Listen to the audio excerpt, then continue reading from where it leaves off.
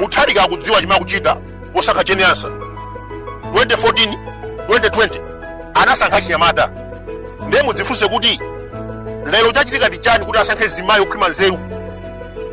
After 16 September pali zambiri zofika kukonza.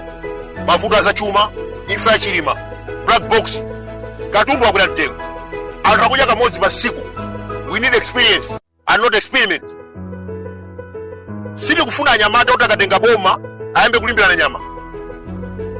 Tinazoona mbuyomu Chilima wa 47 years amalimbana ndi APM 2018.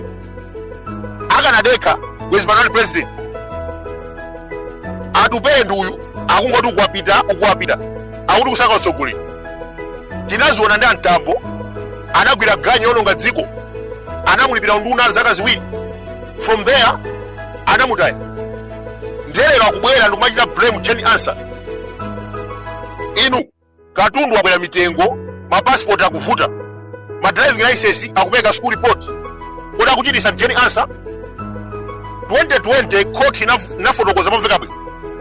Zipani zonse zinagwisa ntchito Tipex osati Jeni Ansah. Lero tonse alliance akuti chakwera Timothy Ntambo amene wande atsogolera tonse alliance aulonga Malawi anthu akusowa pogwira. Ndeti mafusa iweyo Timothy Ntambo, who is better between Jeni Ansah and Jairus Chakwera? Who is better?